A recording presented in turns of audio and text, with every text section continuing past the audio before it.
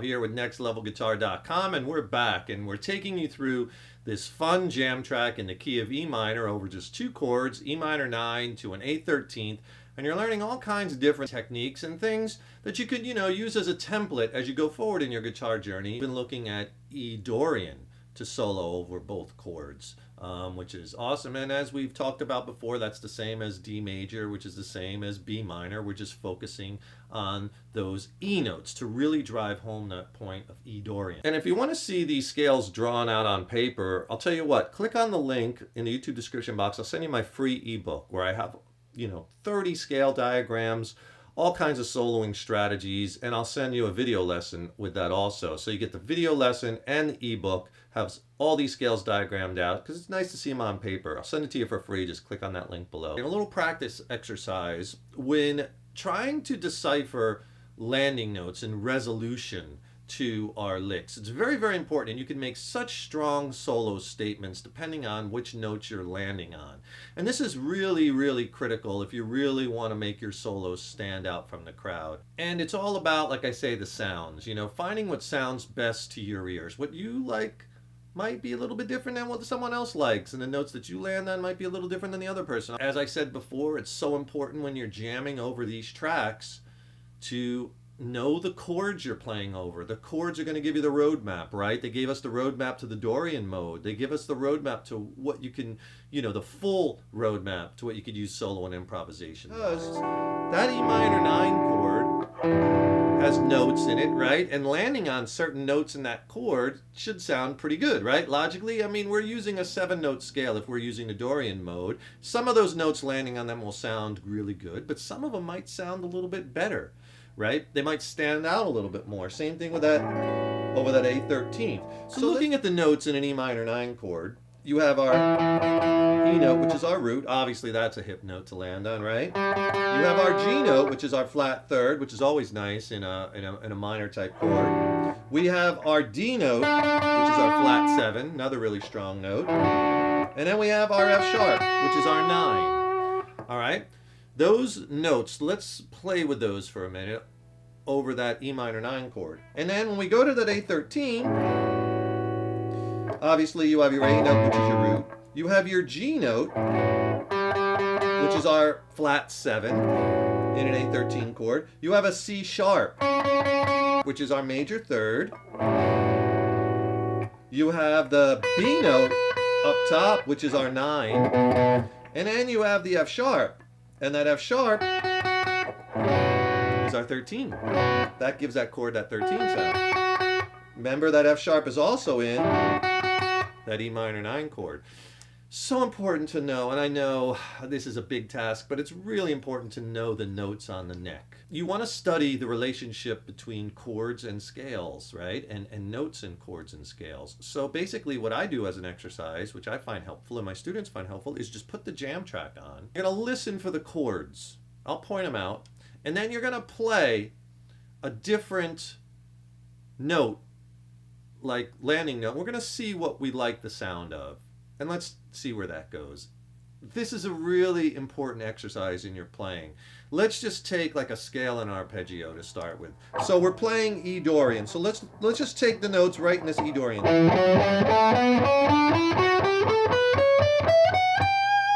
Okay, you know where your E notes are? You got 3 root notes in that scale. Also, remember that we have that F sharp note in that chord. Right, that's our 9, you know where that is, and you have a low one in that chord, right? What other notes did we like in there? We liked our G notes, right? So you have your G note here on the G string. Another another one here low. You have another one up here up high. Right? And then we also had that D note, right? So you have a D here, a D here. Okay. And then also, let's look at a little A7 arpeggio that I really like. That's right next door. Just an A major arpeggio looks like this. Root, third, fifth, root, third, fifth. There's our A major triad. A, C sharp, and E, right? Now to make that an A7 arpeggio, we need to add the G note, or the flat 7 in the key of A, and we could add it right here. So here's what that looks like.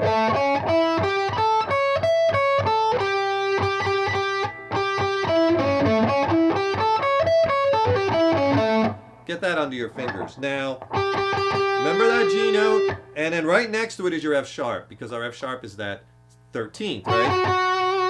So those two notes, pretty critical, but there's that A7. So let's just put the track on, listen for the chords, and let's just try a couple things, and I'll show you what I mean about experimenting when you're practicing on targeting notes. 2 chord change. Here's the E minor 9, right there. A lot of time on that.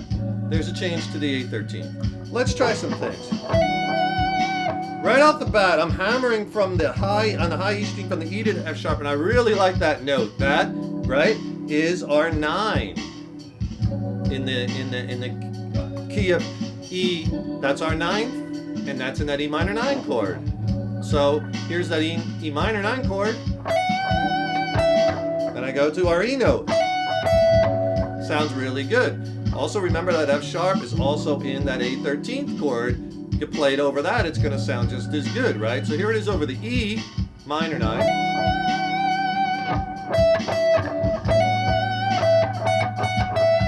And you hear it over the A13. That's a nice note, right? Remember our D note in that E minor 9 chord, which we talked about? We have one right here on the 15th fret of the B string. But right next to it is a C sharp. Let's play with that because that C sharp is in the Dorian mode. That's our 6, so we're kind of going 6 to flat 7. And I really like that. Right? That was over that E minor chord, E minor 9. Let's try it again.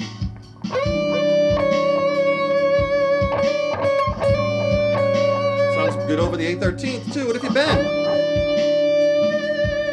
Right? I'm bending to that D note over that E minor chord.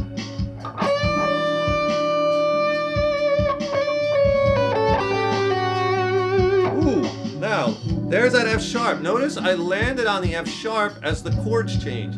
I didn't realize I was doing it because this is so kind of imprinted in me, this technique, right? I kind of do it automatically, and you will soon too.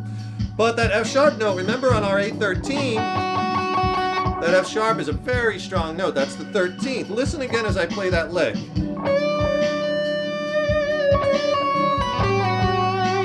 See how I pulled that G to the F sharp over that A. Here's the A chord coming up. Right, so I really like that F sharp note over both the E minor 9 and on the A13. That's a strong resolving tone.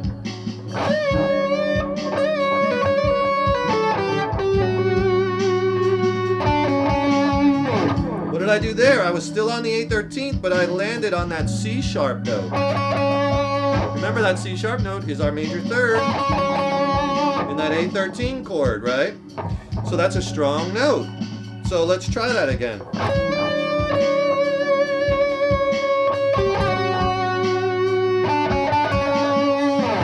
See? That's a nice note to land on over that A13 chord. Over the E chord, it'll work. It's just not as strong, right? It's still in that scale, but it's just not as strong a note that really pulls you. So if you notice in that Dorian, those half steps over both chords sound really good.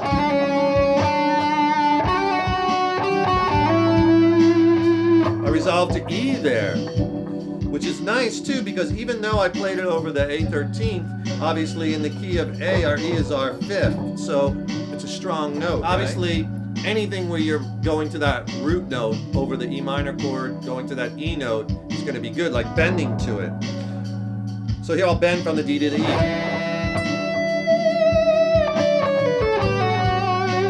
Notice I bent to the E and then I ended that and resolved to that F sharp over the A chord.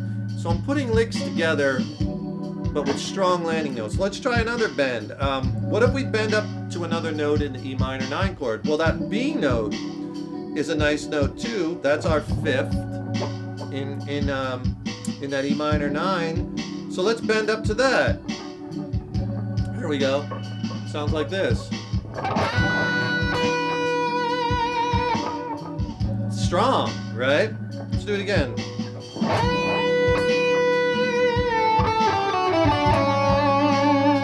Well, what did I do there? Well, I bent up to the B over the E minor 9, and I resolved it to the C sharp. Right? Just going down. I'll do it over the E minor chord. Going right down that Dorian, this one. And then a lot of times I might even go from the C sharp. That's our A note. Notice I landed on that over the A13 chord. B, A. Another note that's in both chords is the G note. The G note is in our E minor 9, right? That's our flat 3rd. And the G note is also in the A13th, right? Over the A chord, our G is the flat 7. So what if we bend to that note? So I'm going to bend the F sharp to the G, and that's basically the 14th to the 15th fret, half step bend on the high E string. Right? Over that E minor 9, that works really nice. Here it is again. Little vibrato. Let's try it over the A13 chord. There it is over the E minor 9, here's A13. Sounds good over both chords because that note is in strong note in both chords. If we resolve it to another note, let's try it.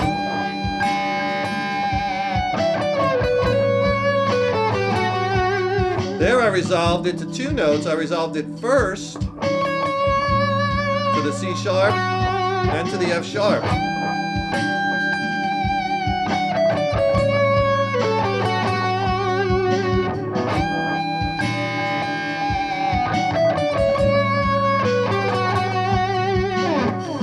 So now I'm putting notes together over both chords that I like the sounds of. Like you might have heard me mention before, there comes a time where you got to kind of take all this, theory and all this, strategy and just kind of put it aside and just play, right? Because, music is more than just, the logical application of scales and theory, right? There's a human emotional element to it, and that's what we want to get across. And eventually your ear will take you to all these hip notes and whatnot, but before you get to that, you got to kind of make a point to try and find them before you're going to get to the point where your ear can take you to them. So this methodical approach we're doing, I find, really helps with students. And then once you latch onto it and work on it a while, it becomes like automatic. So try it. Put on the jam track as a practice exercise and just play a scale, a mode, and bend to notes and land on those strong chord tones, the notes that make up the chord. You want to let your ear guide you to those really strong resolution notes and landing notes, and you'll make such strong solo statements. I hope this lesson has helped you, and I hope you can pull some things out of it that you could use along your guitar journey. My pleasure to bring it to you. Remember, please subscribe to the channel. That really helps us to keep bringing the content. Please, if you like the video, click the like button, share the video with your friends, give it a thumbs up. And hey, if you want that free video lesson and ebook, I'll put those links below, as well as if you want the jam track I use in this lesson and a killer practice tool, I'll put where you can buy that. That's my jam track vault, which has the custom written lessons. It's a great practice tool. It's kind of unique too. I'll put links to that below, so be sure and check that out. And stay tuned. I got a lot more killer content coming. Thank you so much. And remember, your guitar playing is an evolution. I'll see you in the next lesson.